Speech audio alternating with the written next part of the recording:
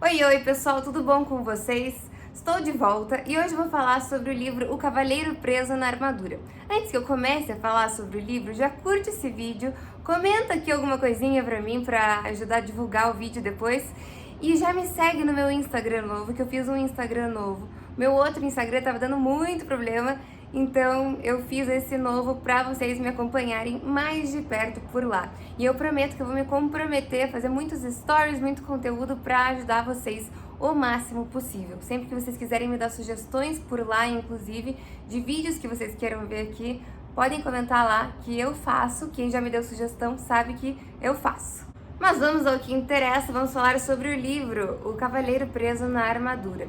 Esse é um livro bem fácil de ler, que em um dia, se você quiser, você termina de ler ele. E ele é uma historinha, dá pra você contar essa historinha até pra uma criança, se você quiser. Só que o que acontece? Historinhas, elas contam algo maior, mais profundo pra gente através de metáforas. E a metáfora é uma das maneiras mais fáceis do ser humano entender algo que ele tá passando. Às vezes você faz anos se sabotando de algumas maneiras, mas você não consegue criar consciência sobre essas maneiras. E a metáfora vai facilitar esse processo de criação de consciência para você. Então vamos para a história.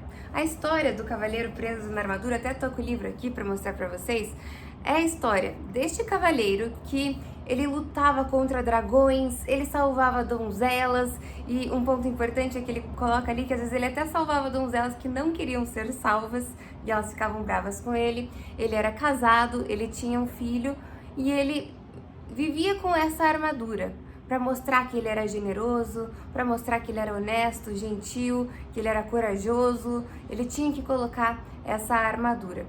Acontece que ele viciou nessa armadura e em querer mostrar o quanto ele era uma boa pessoa. E ele começou a usar essa armadura todos os dias. Ele já não tirava mais a armadura. E cada vez que ele usava essa armadura, ele só conseguia olhar para si.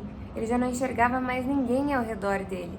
A esposa dele conversava com ele, ela chamava atenção para ele que ele não amava ela de verdade, que ele só queria provar que ele era bom, que tudo que ele fazia por ela era só para mostrar para ele mesmo que ele era importante, mas ele não enxergava isso. E um dia ele ficou preso nessa armadura. Ele usou tanto a armadura que ele não conseguia mais sair. Foi o dia que ele resolveu tirar a armadura para a esposa dele lembrar como ele era, para o filho dele lembrar como ele era, mas ele não conseguia mais sair dessa armadura. E o que é essa metáfora no final das contas? Com certeza todo mundo já passou por isso, ou pelo menos a maioria das pessoas já passaram por isso. A armadura dele representava o que ele queria que a sociedade visse dele, o que ele queria que as pessoas vissem de qualidades que ele tem. Ele queria ser perfeito, e nessa ânsia de ser perfeito, ele não podia mostrar nenhum defeito para ninguém. E ele protegia todos os defeitos que ele tinha com essa armadura.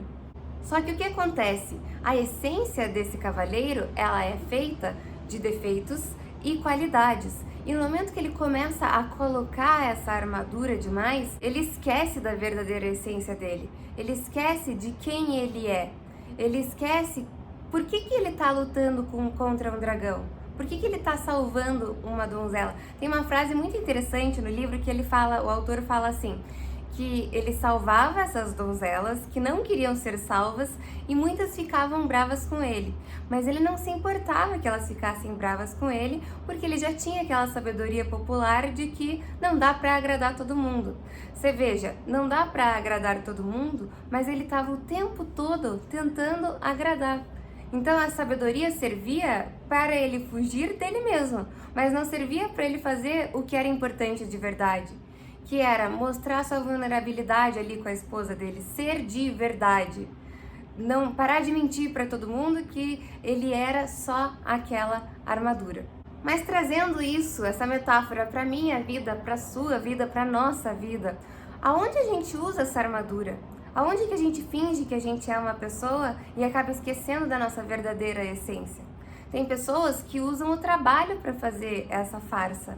Elas se escondem atrás do trabalho, elas se escondem atrás das suas competências, elas se escondem atrás do seu título, e isso faz com que elas não lembrem quem elas são, do que elas gostavam quando elas eram mais novas, Quais assuntos elas gostam de jogar fora ali com os amigos? Quem que elas amam? O que que elas amam?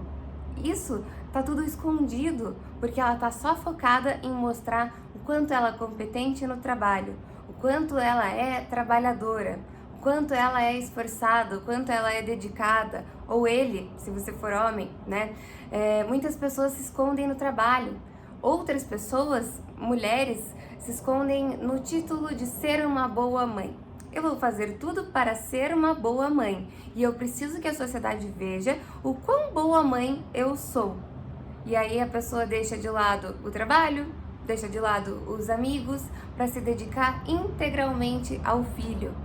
Por quê? Porque ela quer passar uma imagem, ela está usando essa armadura de boa mãe.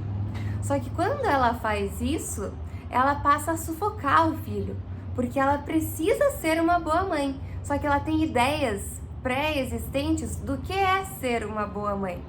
E aí ela faz as coisas no automático, porque ela se perdeu da essência. E quando a gente se perde da essência, a gente não consegue fazer as coisas com verdade.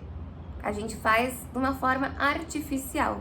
E essa forma artificial acaba sufocando as pessoas ao nosso redor, acaba fazendo com que as pessoas ao nosso redor não se sintam amadas. Porque quando você é de mentira, você não consegue olhar para si mesmo. Você não consegue aceitar os seus defeitos, você não consegue lidar com mais facilidade com os seus erros. Você tenta tapar isso a todo custo. E aí, você não vai conseguir lidar com facilidade com os erros dos outros, você não vai conseguir aceitar os defeitos dos outros, você vai querer que todo mundo seja robótico e use uma máscara como você faz. Tem gente que usa essa máscara na revolta.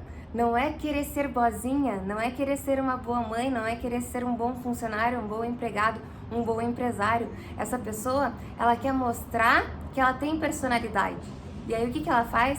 Ela é rígida com as pessoas, ela é grosseira com as pessoas. Porque na verdade, aquilo não é a personalidade real dela.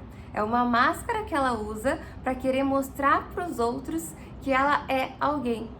Sendo que ela está também perdida da sua própria essência. Ela não é alguém profundo o suficiente para mostrar algo de verdade. Mas como que a gente se livra dessa armadilha? Como que a gente se livra dessa máscara? Na história do Cavaleiro de Armadura, ele vai buscar o Merlin, um mago muito poderoso. E esse mago fala para ele o seguinte: você tem que passar pelo caminho da verdade. E nesse caminho, você vai ter que atravessar 3 castelos.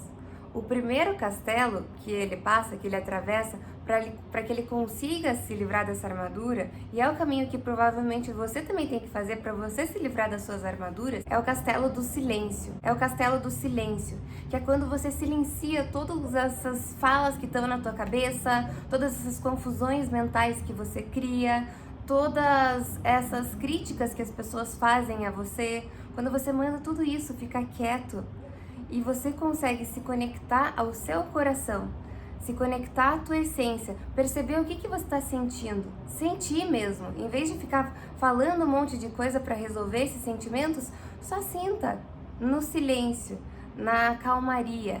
E isso vai permitir com que você perceba qual que é o seu próximo passo, qual que é o caminho certo para você. Faça silêncio uma vez na vida, experimenta essa experiência. E quando o cavaleiro ele consegue fazer silêncio, ele começa a chorar, porque ele percebe que ele tinha muito mais profundidade, que existiam várias verdades soterradas dentro dele, no meio daquela armadura que era uma mentira enorme. E ter essa consciência faz com que o choro dele enferruje uma parte da armadura. E essa parte que fica enferrujada acaba caindo. Ou seja, passar por esse silêncio vai fazer com que você tenha um choque, vai fazer com que você crie uma primeira luz de consciência e faça você se livrar um pouco das tuas mentiras. Você veja, o caminho dos 3 castelos é o caminho da verdade. Então, para ele chegar a se livrar da armadura por completo, ele vai ter que começar a falar algumas verdades para ele mesmo. O segundo castelo pelo qual o cavaleiro tem que passar para que ele consiga se livrar da armadura é o castelo do conhecimento. E nesse castelo, ele conhece o amor, tanto a si mesmo quanto às outras pessoas, principalmente a sua esposa e ao seu filho. Ali ele percebe que ele não se amava, que essa ânsia por querer mostrar que ele era generoso, que ele era corajoso, que ele era guerreiro, na verdade, vinha de uma insegurança enorme que ele tinha nele mesmo. Tanto que o mago pergunta para ele em um momento ali no livro: se você é tão generoso, se você é tão corajoso, por que você está tão preocupado em mostrar para os outros que você é isso? E aí ele questiona o mago: você acha que eu não sou isso de verdade? E o mago nunca responde ele. Mas ali no Castelo do Conhecimento, quando ele aprende a se amar, ele percebe que ele não estava sendo tão generoso assim, que ele só estava olhando para si mesmo. Então, no caminho do conhecimento, a gente conhece a verdade sobre as coisas. Às vezes a gente tem conceitos na nossa mente que a gente repete, a gente até acredita, mas a gente não consegue colocar aquilo em prática na nossa vida. Ou seja, a gente não conhece a verdade sobre como é viver uma vida com aquele conceito. Por exemplo, a gratidão, por exemplo, o amor. Tem gente que fala de amor, mas não sabe amar. A gente descobre ali que, como ele não amava a si mesmo, ele também não amava a esposa dele. Porque ele usava a esposa dele para o que ela servia para ele. Ela ajudava ele a ter a imagem de casado. Ela ajudava ele com as tarefas domésticas. Ela ajudava ele com os problemas dele. E era por isso que ele amava a esposa dele. Ele não olhava para ela, ele nem via quem ela era. Ele estava preocupado consigo mesmo e com essa armadura dele. Então, ele não amava ela de verdade. Ele achava ela útil. E descobrir isso ali no caminho do conhecimento fez com que ele chorasse mais, percebesse que ele tinha que se amar. E no momento que ele se dava liberdade para se amar, ele dava liberdade a si mesmo para amar as outras pessoas, para enxergar as outras pessoas e chorar horrores por causa disso, faz com que mais uma peça da armadura se solte. E aí, finalmente, ele passa pelo terceiro castelo, que é o castelo da ousadia e da coragem. Só depois de ter praticado o silêncio, ter se conectado consigo mesmo, aprendido a se amar e amar os outros, é que ele pode usar essa ousadia e a coragem. E ele percebe ali nesse castelo que tudo que impedia ele de ser de verdade era o medo dele. Quando ele olhava para o medo e acreditava naquelas imagens mentais do medo dele, que aparece ali no livro como um dragão, quando ele olha para o dragão e ele acredita no dragão, o dragão queima ele de verdade. Mas quando ele enfrenta esse dragão, não acreditando tanto nesse dragão assim e confiando que o futuro dele vai dar certo, ele consegue passar por aquilo com muito mais facilidade. Ele consegue atravessar o castelo com muito mais facilidade. Então a ousadia e a coragem, elas são fundamentais para a gente dar os nossos passos, para a gente se expor, mas elas só vão vir depois que a gente já se ama e já sabe amar os outros. E é assim que esse cavaleiro se liberta da armadura dele, e é assim que a gente tem que se libertar das nossas armaduras. Esse é um livro muito legal, eu recomendo muito que vocês leiam. Quem não leu ainda, de novo, ele é bem facinho de ler, em um dia você vai ler ele, por mais que você não tenha o costume de ler, em um dia você lê esse livro. Se você está querendo voltar para a leitura, esse é o livro perfeito para você fazer isso, porque ele não é nada complexo de ler. Eu sou uma pessoa que leio bastante e tem livros que eu demoro às vezes 1 hora para ler 10 páginas, porque são livros mais difíceis, mais densos de ler, mas esse não é um deles, tá? Comenta aqui embaixo pra mim se você teve algum insight com esse livro, se você pode aplicar isso melhor na sua vida, e te vejo no próximo vídeo. Um beijo e até!